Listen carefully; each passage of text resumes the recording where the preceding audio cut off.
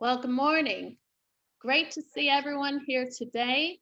So glad that you could join us for this very special program. I'm Lori Gursky, Chair of UJA Women. We really have a fascinating program planned for this morning. I encourage you to keep your video on, mute yourself, and ask any questions you may have in the chat. I want to say thanks to our event chairs, Lori Brecher, Vicki Warner, and Myra and Harry Wagner for this wonderful turnout.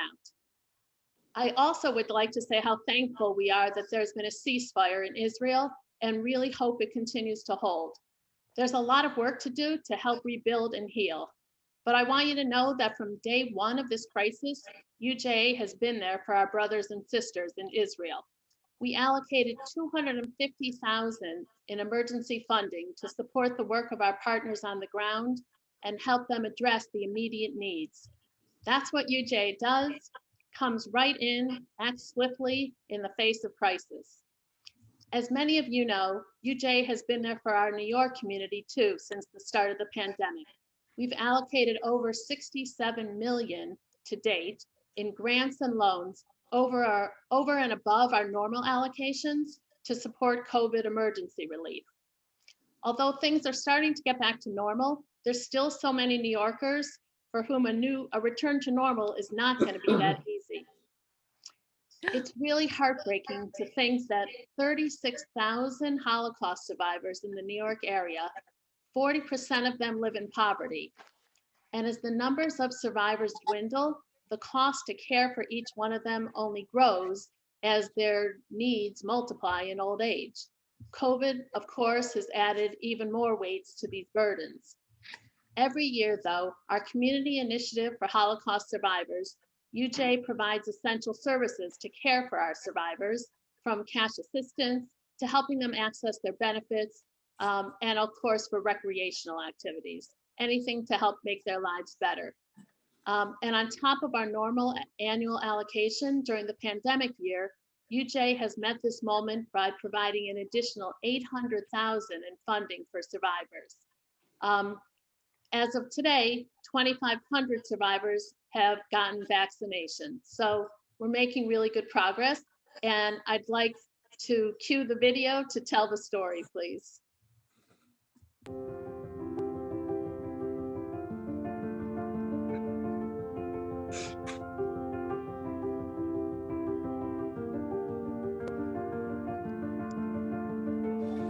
COVID really has hit hard for our Holocaust survivors. We've already lost too many precious lives through this pandemic, and we're committed to ensuring that as many survivors as possible have access to this vaccine and can live safely. It really means a lot to the Holocaust survivors that they're actually making contact and speaking to someone as they've been isolated in their home for so long. The deliveries are more than just food. It's about compassion, empathy, support, and showing them how much we care about them and they are not alone. The whole community embraced our Holocaust survivors to say we're going to keep them safe. Honestly, this is the highlight of our week. I mean, all the other work that we do from our desks, of course, is important, but this human contact that we make and we see how much they appreciate it truly warms our hearts.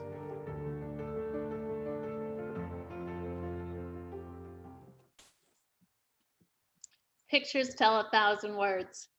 Now I'd like to introduce Myra Wagner, who along with her husband, Harry, chairs our Long Island Community Initiative for Holocaust Survivors Committee. Myra? Thank you, Lori, and good morning to everyone here today. We can all agree that our work with survivors is of utmost importance. And to that end, I'm thrilled to let you know about two very special and unique UJA events that are coming up in June. The first program on June 9th is Witness Project, which brings high school students together with survivors. The survivors share their stories, and the students, by listening and absorbing their experiences, then document them. Ultimately, the survivors' stories are brought to life through a performance and art exhibit. To quote Nobel laureate Elie Wiesel, whoever listens to a witness becomes a witness. The second program, An Evening of Music and Tribute, is on June 17th and will honor Gabriella Major, with the Ernest W. Michel Memorial Award. This special program will feature Violins of Hope, an organization that rescues and restores string instruments that survived the Holocaust. Virtuoso Niv Ashkenazi will perform on one of these violins, celebrating the enduring culture and traditions of those who were silenced. Each of these programs will be truly unforgettable, and I hope you'll join us for both of them. And if you look in the chat for the links to register to these, you'll find it there. Thank you so much. Thank you, Myra. Those programs sound really impactful, and I hope everyone can join us for them. Now let's turn to today's program. It's my pleasure to introduce Zibby Owens, who will lead our conversation with Judy Batalion. Zibby is the creator and host of Moms Don't Have Time to Read Books and was named New York City's most powerful bookfluencer by New York Magazine's Vulture. Welcome, Zibby and Judy. Hi, Judy. Hello, good morning. I'm so excited to be here. I'm so excited to be here with you. I'm especially to talk about your amazing book, The Light of Days, The Untold Story of Women Resistance Fighters in Hitler's Ghettos, which I'm sure many of you who are on this Zoom saw the huge New York Times article about Judy's book, and it's a bestseller and it's amazing. And if you haven't, you should go buy this right now while we're still on the Zoom. Anyway, welcome, Judy. Thank you for doing this. Thank you. Thank you. So Judy, why don't you tell everybody, in case they haven't read your book or they don't know about it yet, what your book is about, and then the amazing story of how it came to be. Sure. So the book, The Light of Days, is really the story of young Jewish women who were part of the organized resistance against the Nazis in Poland.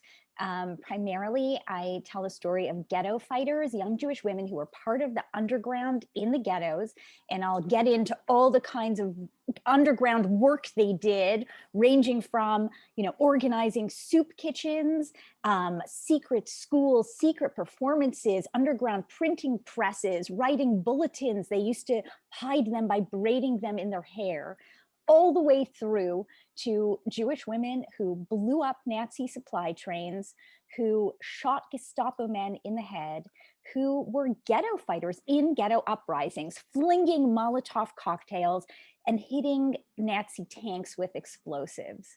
I focus in particular on a group of women called the Courier Girls, or in Hebrew, they were called keshariot, connectors. These, again, were young Jewish women, usually around 18, 19, maybe 22 years old, who would pretend to be Christian, slip out of the ghettos, and connect the ghettos. They would bring information. They would bring even current events. Jews in ghettos didn't have newspapers. They didn't have radios. They weren't allowed. It was young Jewish women who were transporting information, who were bringing news of the Nazi genocide, who were bringing supplies and medical supplies and money and fake Aryan documents, and were arming the ghetto undergrounds, bringing back into the ghettos guns, explosives, ammunition, and also doing rescue work, helping to take Jews, children, adults out of ghettos, out of slave labor camps, and finding them hiding spots in the forests and in the cities, and then checking up on them in these hiding spots. So the book sort of details all these various roles that women played in the organized underground in Poland during the war. Was that a long enough answer? I can go on, going, as you can see. Also, I should have mentioned to everyone watching, if you have questions about anything Judy says or is talking about, or things that you would like us to address, please add them in the chat. And also, if you go to the little corner and say view, if you put it on speaker view, then the two of us will be sort of highlighted versus in the sea of Zoom boxes. So anyway, just some maintenance I forgot to say. Okay, so that is the story of some of the plights of the women that you detail. Tell us about the notebook that you found, the journals, research, and that whole thing of how you actually discovered all of these stories. Right. Question 1B, I forgot. So this project began 14 years ago. Someone recently was talking, they said this was an odyssey. This was an odyssey. And it began by accident. This began by accident. I didn't set out to write this book at all. I was living in London at the time. It was a time in my life, I was 30, and I was thinking a lot about my Jewish identity, and I am the granddaughter of Holocaust survivors. And I was thinking a lot about what I call the emotional legacy of the Holocaust, the way that trauma passes through generations. In my own life, I'm a very anxious person. And it was a time in my life where everything around me felt very dangerous. And I started thinking, how much has my Holocaust heritage shaped how I was perceiving and reacting to everyday dangers? This was something I wanted to explore. I was doing a lot of performance work at the time. So I decided I was going to write a performance piece, and it was going to be about confronting danger. And I wanted it to have a historical kind of spine. And I was trying to think, what is an example of a Jewish woman who confronted danger? And the first one to come to mind was someone I had studied in 5th grade, and her name was Senis. Many of you might know who she was. She was a Hungarian Jew. She was young, about 20 years old, and she made Aliyah. She moved to what was then Palestine in the 1930s. She was a poet. She wrote lyrics. You might know her songs. But during World War II, Senis decided she wanted to fight back. She joined the Allied forces. She became a paratrooper, and she volunteered to return to Nazi-occupied Europe. She was actually caught very early on, but legend had it she looked her executioners in the eye when they shot her. I grew up with Senis as a symbol of Jewish courage. She was a hero. But back in 2007 in London, I didn't want to know about Senis, the hero. I wanted to understand Senis, the person. Who does that? Who volunteers to return to Nazi-occupied Europe? What is this? What motivates that kind of audacity, that courage, that bravery? What is the psychology behind that? This really was my core question. And that led me to the British Library, where I decided I wanted to find a nuanced biography about Senis, not just a hero myth, but someone who'd really studied her personality. So I typed Senis into the catalog. There were not very many books about Senis at the British Library. So I just ordered whatever they had. And one of the books that came back to me in the stack was an unusual book. It was an old book. It was dusty. It had a blue fabric cover. It was kind of worn. It had gold embossed lettering on the front. And it was in Yiddish. It was called Frauen in die Ghettos, Women in the Ghettos. I always say even more unusual than the book is the fact that I speak Yiddish. So I start flipping through this book, looking for Senis, looking for this bio, but she wasn't there. I couldn't find her. She was only in the last few pages. In front of her, there were 150 pages of small Yiddish text with photos and bios and snippets and of dozens and dozens of young Jewish women who fought the Nazis and who fought them from the Polish ghettos, with chapter titles like Ammunition, Weapons, Partisan Battle. And it was simply like nothing I had ever read, nothing I'd ever come across in any Holocaust narrative. It was so different in tone and in content to any Holocaust narrative I'd ever heard. And that's where it all began. Wow. How did you end up speaking Yiddish? Good question. I speak Yiddish for two reasons. I was really raised by my grandmother, who was a Holocaust survivor from Poland, and she spoke to me in Yiddish. Yiddish is gewann mein ersten Sprach. It was my first language. So Yiddish was always in my bones. But I also went to a very unusual Jewish day school. I grew up in Montreal. And the day school I went to, and I only found this out doing research for this book, actually came directly from Polish Jewish education philosophies. And I studied the same thing these women did. And in this school, we studied, they were secular, socialist. My school was too. And we studied Hebrew and Yiddish language and literature. And our Jewish identity came from this study of the Jewish arts and language. And that's how I speak Yiddish. Wow. Who knew Yiddish would be my cash cow? I always say, I would be studying, one night I had a physics exam, the next night Yiddish. We're like, why am I wasting my time doing Yiddish? Who knew? Now Yiddish my whole career. There you go. So, your grandmother must be belling. She must be so, oh my gosh, over the moon. Would you mind sharing your grandparents' story of their experience with the Holocaust? Is that okay to ask? Yes, of course. And I wish I could tell my grandparents' story in as much detail as I can tell some of these stories, and I can't. And this is something that's come up in many times I spoke to many of these families. It's often very difficult for families. Often we didn't get full stories. We got snippets of the narrative. And that's what happened in my family. My grandfather never talked about his experience, but my grandmother did. And my grandparents, these are my mother's parents, they were married. They were living in Warsaw when Hitler invaded. And my grandmother did not look Jewish. She looked the least Jewish, the most Polish of the whole extended family. And I bring this up because it's something we'll get back into. It's a big theme in this book.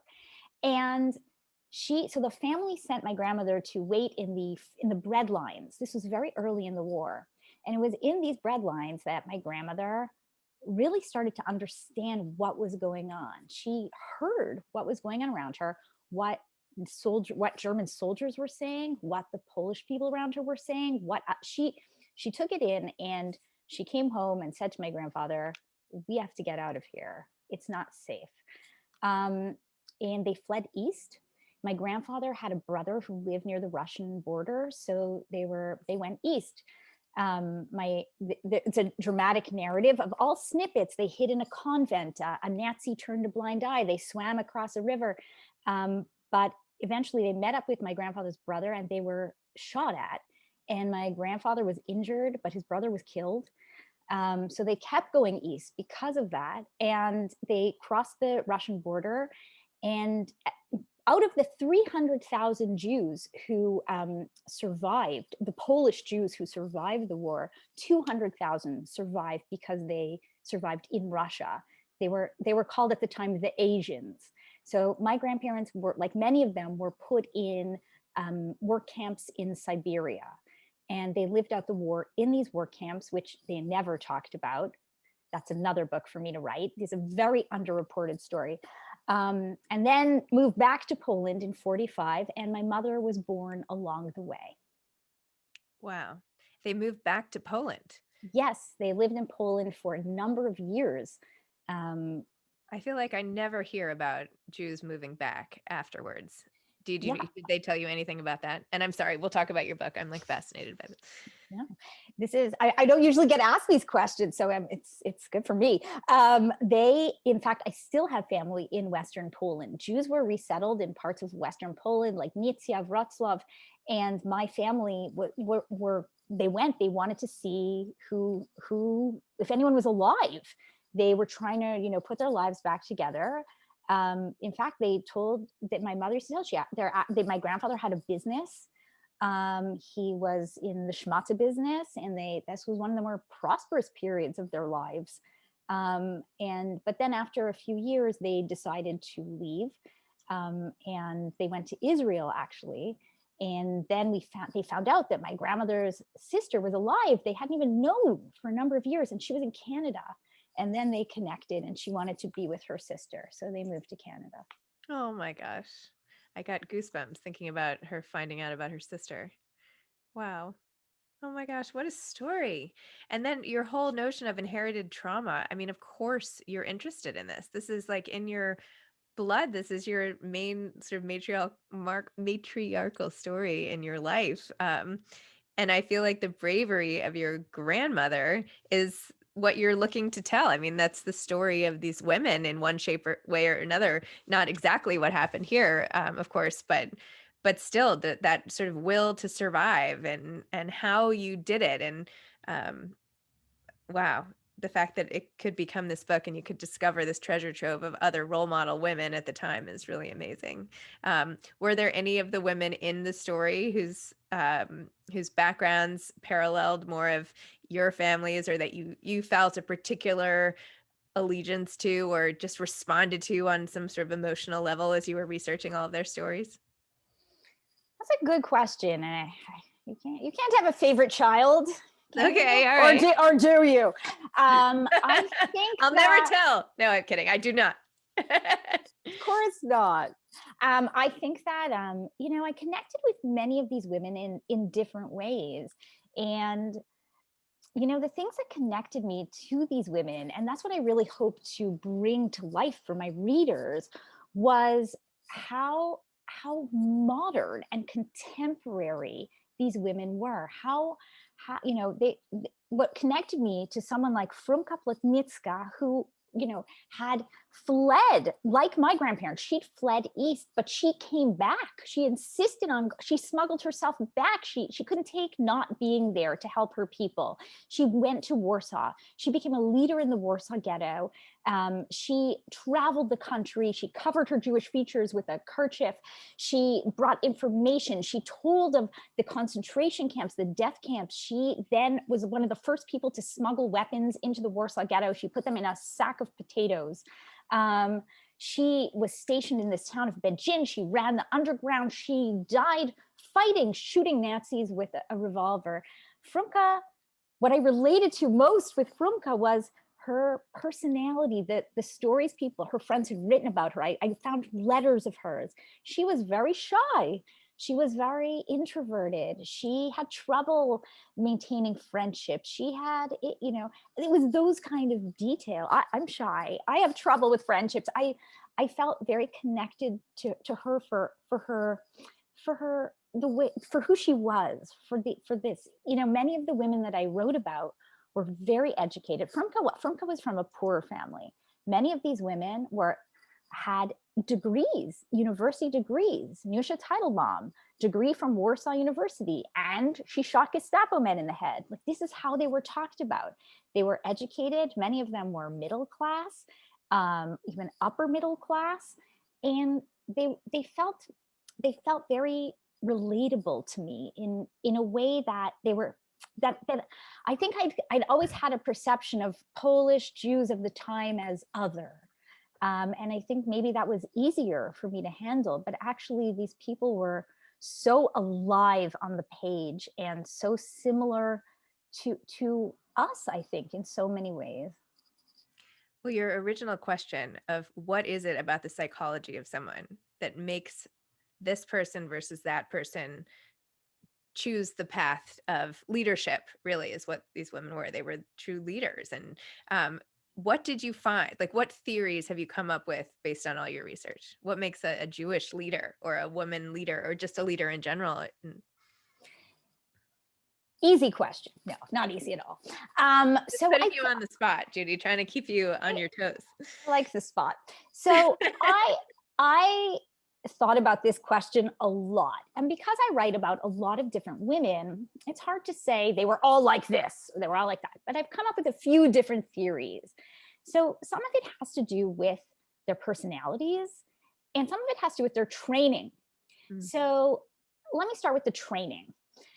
I'm gonna rewind here a little bit and take us into Poland in the 1930s, which, by the way, is my new obsession period, because, as I was saying, it's very progressive and contemporary and another under-discussed period of Jewish history. It's been so eclipsed by what happened after, of course, but it was such an interesting time for Jews in Poland.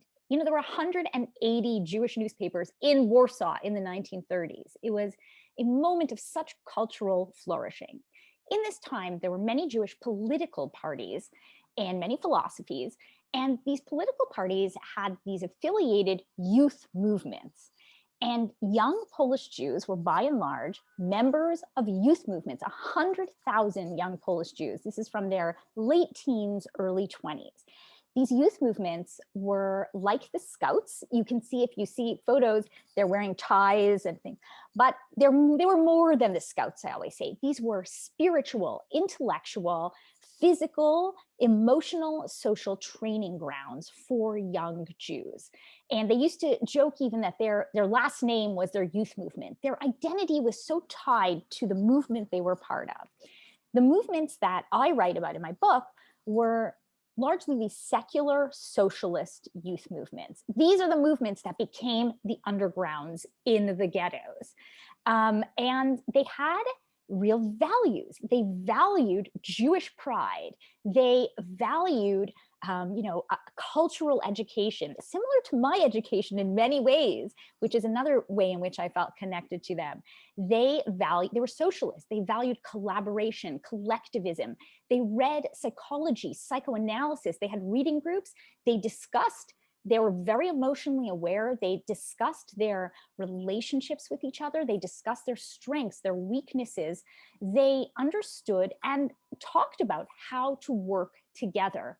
They were also, in many regards, egalitarian. Women were leaders in these groups already. Frumka Plotnicka, who I mentioned before, was a leader of a whole group of these socialist, secular, Zionist youth movements in the Warsaw in the 30s. So women had already had leadership roles, and they were really trained in these groups. They also promoted self-sufficiency, self-defense. They worked the land. They were athletic. They were taught confidence. They were taught to analyze, to plot, and to act, and to work together. They were taught to collaborate. So a lot of their reaction in the war, their becoming of this underground, their rebellion, their resistance activity was primed from before the war. The youth movements never thought they were going to be fighting Nazis. They were singing songs in kibbutzim. Oh, many of these women even left their family homes to live in kibbutzim that were all over Poland. I had no idea about this. So they lived in these communes. They lived together. They were really, they trusted each other. They had strong bonds. So going back to your original question, what made them act this way? A lot of it had to do with their training in these youth movements before the war and how they learned to understand themselves, to feel pride, and to work together. Then there's also personality elements. And this is different for different people. But one thing, my central character is this woman named Renia. And Renia was a courier girl. She did missions between Warsaw and Beijing. She brought fake money. She organized rescue plans. She went to weapons dealers. She bought weapons. She taped them to her torso. She had explosives in her handbag. She was a smuggler. And Renia, when I spoke to her son a few years ago, I interviewed him, I got all these details. And then in passing, he said to me something like, she wasn't the kind of person, when she crossed the street, she wasn't the kind of person who looked left and right and left and right. She just crossed the street.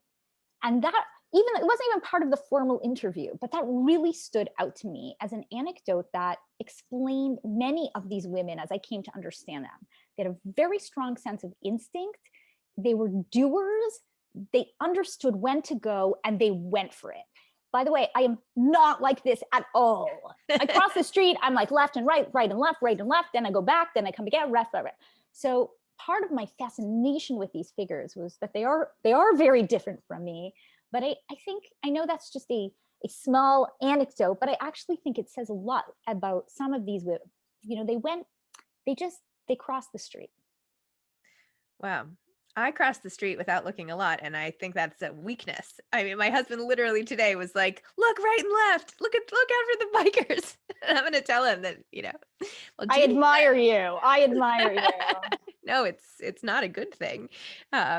It's funny how you're like, this is like my upbringing. This was like my school. This I felt like was like me. I feel like it's something that we always do with books is look for the commonalities and what would we have done in that instance? I interviewed this author, Lisa Scottolini. I don't know if you have read her book, Eternal, about the Italian the Holocaust as it happened in Italy. But she says like it's very important point, which is when you're living a historic moment, you don't know that you're living in history necessarily, right? This is your life and things are slowly moving. And I feel like that's what's going on with these women, right? It's not that one day your grandmother was in the breadline and said, this is history. I can see it, in the grand scope of things, I'm moving. And it wasn't necessarily that these women in their training could see that either. Like, here's my moment. This is what I've trained for. And yet it's just one day after another. And it all sort of combines to make you act in a certain way. And I guess my sort of follow-up question is how do we make today's women and like our children and everybody, they don't have necessarily, this is not a common training. Like I was listening to what you said. I'm like, is this like, a sorority? Like are the sorority girls going to be the ones who save us in the end? What is it? What can we do to create leaders who band together all these great skills? Well, I think what's important to remember is that exactly as you said, when these groups started, these groups didn't think they were going to be fighting Nazis. They even said they were like, we were groups of creation. We became groups of destruction. They went completely against what they were. This was not their point, but they were organized and they were self-aware and they had structures and systems. So I think what we need to think about in terms of using a lesson from this, if ever possible, is, look to our organizations that are organized. They might not be organized for this purpose, but there are areas where there are organizations. We're here with one today. And, we have to think about how we can use these organizations to work together, to collaborate. I mean, some of the issues that the fighters had in the ghettos was that each of these youth movements, they were so politicized, they didn't get along with each other. And this happened in the Polish resistance too. There were different factions of the Polish, they didn't get along with each other. And that in certain cases, like in Warsaw, ended up delaying the creation of a mass underground because there was infighting. Even though the Nazis was the common enemy, there was so much infighting between Jews, between Poles, between other undergrounds. So that's another thing I hope to think about, to try, like, stop with the infighting. Like, we need to, when we need to work against something, we need to really focus on coming together. And if you read the book, you can read the stories. It took so long in Warsaw to get the Jewish groups united to be able to have this mass body, this mass crew to create the Warsaw Ghetto Uprising. Whereas in a city like Vilna, they combined more easily and more quickly. They had, each group had a leader. They were sort of equal leaders, and it worked more quickly. So there's just little things we can think about, but they really come down to communication and collaboration and the keywords that we talk about now too. That's true. I know you have some pictures. Would you mind showing us sort of some of the visual aids? No, you don't have to. Oh no, the problem is I won't stop. I have so many pictures. I loved doing the picture research. And some of these are from the book, some aren't. Does that work? Are you seeing yes, that? Perfect. So let me tell you a little bit about some of these women. This picture is in the book as well. So this is one of my favorite stories, is about this courier, Bella Khazan. She's the woman in the middle on the bottom. Bella Khazan was part of the youth movement. She was in the underground from the get-go. She had a good look, like my grandmother. She did not look Jewish, and so she could pass. And the underground sent her to live on the outside, on the Aryan side. They sent her to the town of Grodno. And she was going to do her underground work, connecting with the Polish underground, smuggling weapons, helping to arm the ghettos from the outside in Grodno. So she was one of the people that had to perform Christianity 24 hours a day. So what these women did is they found an apartment, a room usually with a Polish family. And then she had to get a job. Of course, she had to decorate her room with crucifixes, and they supplied New Testaments. And then she had to get a day job, because otherwise she would look suspect. Everything about your life you couldn't have any suspicion at all. So she went to the town's employment office, and applied for a job, and they're, you know, interviewing her, and then they says, oh, I have the perfect job for you. So what's her job? Oh, you're going to be a receptionist at the Gestapo. So she becomes the secretary at the Gestapo office in Grodno. And she ends up doing translation work for them. She brings them tea, coffee. And what she also does is steal their documents. She steals Aryan passports, Aryan IDs, Aryan papers, Aryan stamps. And she brings the stuff with her. She makes up lies and excuses, and she brings us to Vilna, where they have a kind of Jewish underground forgery lab in the ghetto. A number of ghettos, a lot of them did this kind of forgery to make fake papers, both for the underground, for people like her, so that they could travel the country, and for Jews in general, to help rescue them, to help get them out of ghettos. It was all about the papers. And in my book, I go into a lot of detail about the different types of fake IDs, and that kind of became obsessed with that too. Anyways, while Bella is working in this totally fake life, where, by the way, everything had to be considered. You know, she had to, there was a fear of falling asleep on a train. What if she mumbled in Yiddish? One had to be alert and performing. It was a 24/7 life or death acting job with no intermission. And during this time that she was living this, she was also started smuggling weapons. One man in the Gestapo office develops a crush on her. They were all kind of taken by her. She was very beautiful. One man really gets into her, and he invites her to the Gestapo Christmas party. The Nazis love their Christmas parties. Read a lot about these parties. He invites her. She can't say no. That would seem suspect, and you have to go with it. You have to, you know. So that night, it happens that these other two courier girls, here we have Blanka Schneiderman and Blanka Kazabrodska and Tema Schneiderman. And they also are like master couriers. They're traveling the country with weapons and underground information. They're staying in her room that night. So she has to bring them with her to this Gestapo Christmas party. So here you have three Jewish girls dressed up, pretending to be Christian. And this photo was taken at the Gestapo Christmas party in Grodno in 1941. And this was, you know, sort of an event at the party. They took portraits. This photo actually ends up getting her caught later on. But you have to read the book. I can't give the whole story away. But this is, yes, this photo's in the book too. I'm just trying to, do I have time to show you more? Yeah.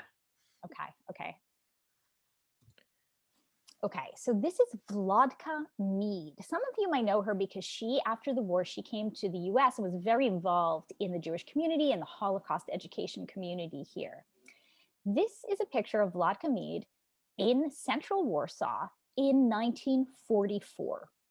She is pretending to be a Christian girl, an upper middle class Christian girl out on a day of, you know, theater, lunch, shopping. She was a major underground operative. She had transported dynamite into the Warsaw Ghetto for the uprising. Endless missions. At this time, there was no more ghetto, and her job, she worked in rescue organizations. Her organization helped 12,000 Jews in Warsaw alone. And she also went out into the country. She was basically finding hiding spots for Jews, paying off the hiders, visiting them, bringing them books or paper or anything that could help them spiritually pass the time. In hiding, she would make sure that they were still safe. Sometimes the hiding spots, they got burned, or they became threatened, or the hider didn't want to do it anymore. She would find new spots. She would move Jews. So they would walk around, they would talk about this, they would walk around Warsaw with this purse is probably filled with money at the time, and they were going around paying off hiders. She would also bring medics and trusted medics, photographers to take pictures for fake IDs. They had groups and teams of people, and she would help the hiders. People wrote applications to her for money if they needed funding. There's some amazing, she would go through these applications. They're like, I'm a dentist. I really need money to buy a new dental chair. And then she would review this, and they would do budgeting. And this was all going on during the war. One more or One more. Okay. So this is another case of a Courier Girls. This is Shoshana Longer and Hella Schupper. Hella's on the left. They were leaders of the Krakow Underground. Hella was the, master weapons courier for Krakow. And this is a picture of them in Warsaw as well in 1943 in the summer, and they're pretending to be Christian girls. Again, Hella talks in her memoirs quite a bit about borrowing the right clothes, buying the right, it had to be a floral jute handbag because that was fashionable at the time. And they were dyeing their hair, a lot of discussion about getting exactly the right look. Hella tells one story where she came to Warsaw. She waited on a street corner, met Mr. X from the Polish underground. They had a secret, she had to say, what time is it? He folded his newspaper a certain way. She followed him several blocks. She waited all night, he came out the next morning with 5 revolvers, 4 pounds of explosives, and clips of cartridges that she put into these designer fashionable handbags that she had purchased for this, taped them to her body, put them in her pockets, and got on a train and brought them back to Krakow. And in Krakow, they ended up using this weapon. They had a number of small uprising acts. They also blew up another Gestapo Christmas party using these weapons. And I should say Hella also attended business school before doing all this. Wow. And I could go on and on and on, but I will control myself. Don't spoil the book. Now everybody. Don't spoil the book. Okay, we have so many questions here, which is great. Okay, how many were there featured? Somebody wants to know how many women were there, I guess, as part of this resistance movement. That's a great question. And I don't know. When I first found that Yiddish book, it listed several dozen Jewish women that were involved in the underground. I made a list. I went to research them and find whatever I could about each of them. And many of them had left testimonies or memoirs. And in these memoirs, each of them listed 20 other women that they were involved with in the underground. So then I added them to the list and I went to research them. And there were 20 more women each of them mentioned. So by the end of my work on this, I had hundreds and hundreds of women on my list who were involved in this underground, in this youth movement, organized underground in Poland. But since my book came out last month, I would say every day I get at least one email telling me the story of someone's aunt they knew they were in the Warsaw Ghetto. They knew they were in the underground. They worked in the hospital. They helped Jews at the border. Have I heard about so-and-so? Can I help them? And I'm like, no, she wasn't even on my list. And someone else had, a great grandmother who was part of she was blown up on I don't know. So the stories are still coming into me. Please send me stories if you have. I am still collecting them. So I can't really answer that question, but it's definitely in the high hundreds, if not much higher. Wow. Amazing. Someone wants to know who wrote the book, the one that you found that was written in Yiddish. So that was actually, and it took me a long time to even understand what it was. It was published in 1946 in New York it was edited by a man named Leib Spizman. And he was also a survivor, and he was a historian of labor Zionism, one of these movements. And what he did in 46 was he took snippets of obituaries, bios, testimonies, most of which had been published in what was then Palestine, in Hebrew or Polish, and he translated them into Yiddish for an American audience, because he wanted to show, even at that time, the incredible contribution of young Jewish women to the Jewish underground in Poland. Wow. Someone wants you to know that her husband from Montreal also pronounces Nazi the same way that you do. So FYI. Okay. Montreal. Good to know. Yes.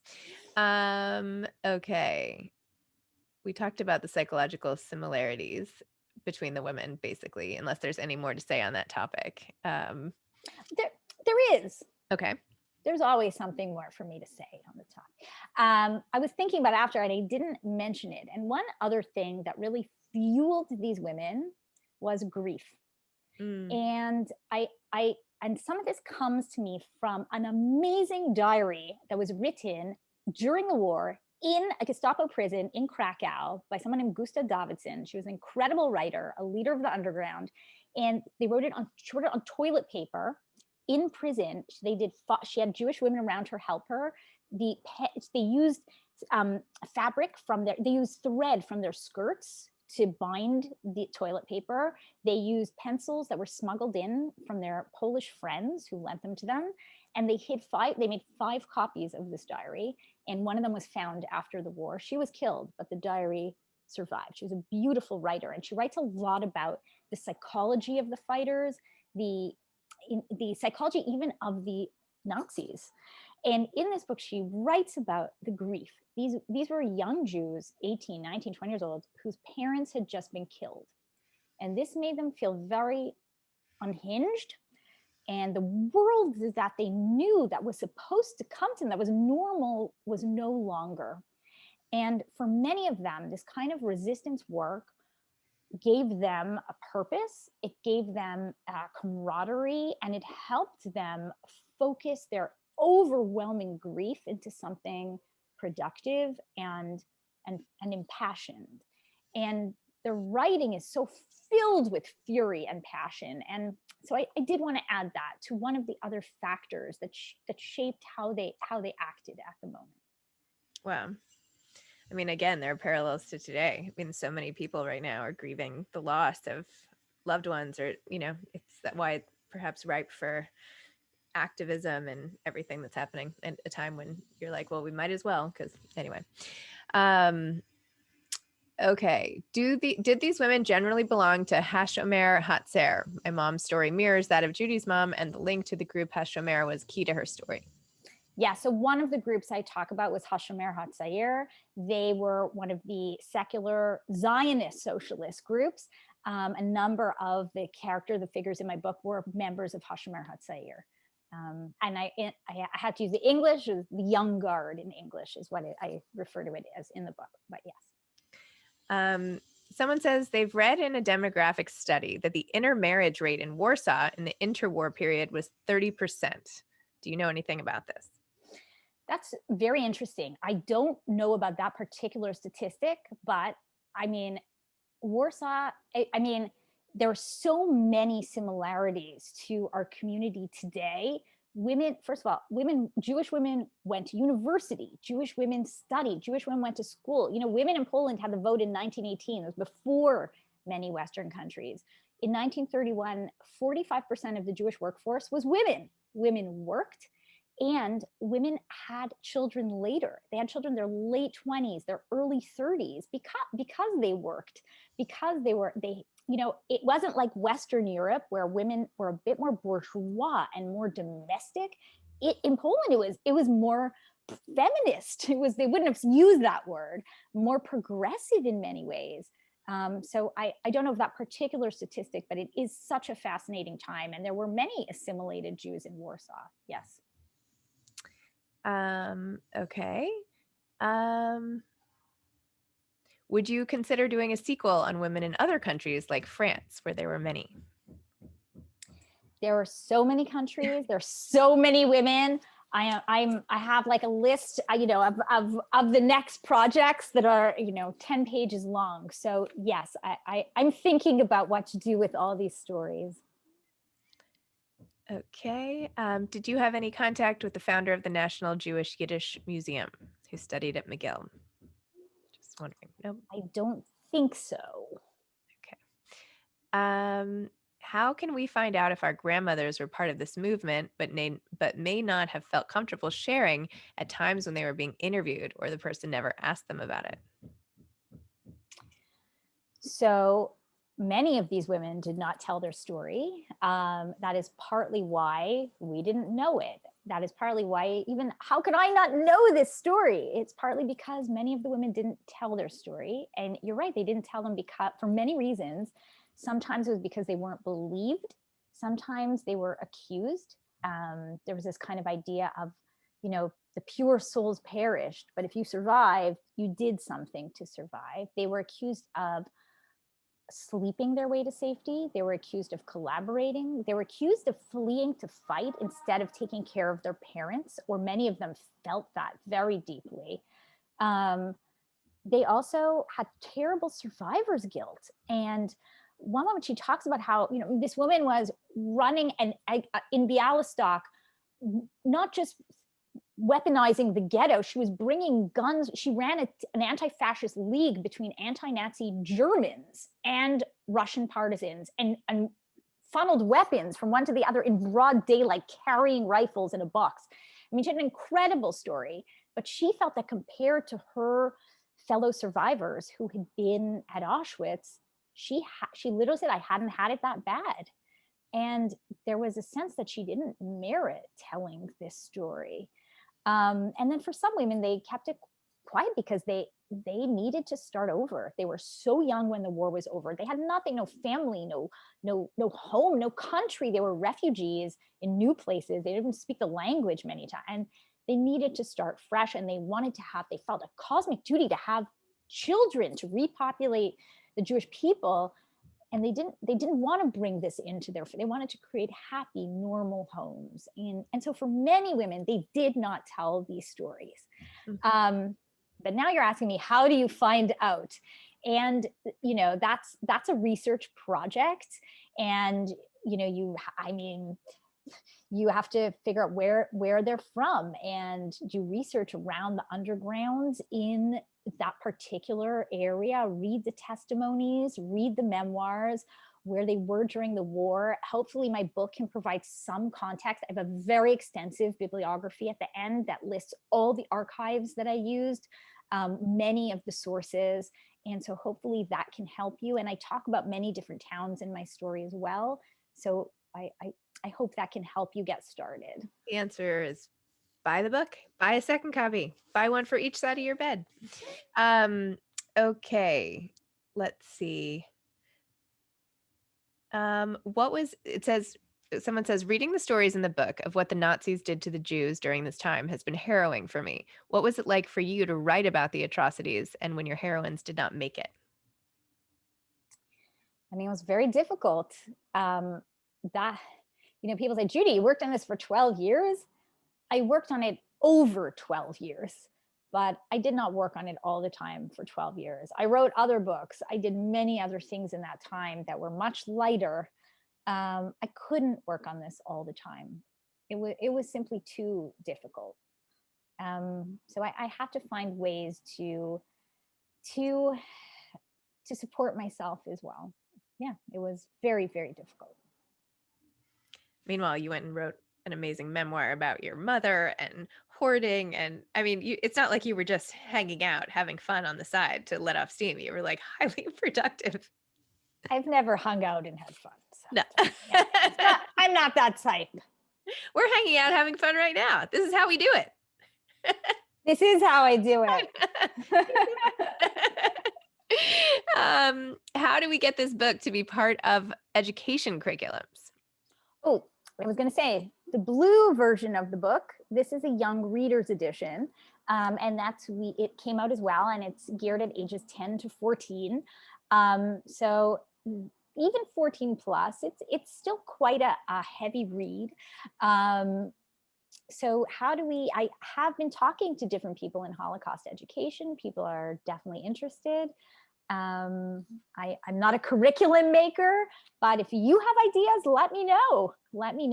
I do speak to schools, middle schools and high school students. It's very moving for me because they both see this as history, but also, they ask me questions about, well, what can they do? And they ask me questions about social action. What can they take from this? What can they do? And that's very rewarding for me too. And tell us about the movie with Steven Spielberg. What's going on with that? So Steven Spielberg optioned this for a movie right when I first sold the book on a proposal. So I've been sort of, it's been hanging over me for a long time.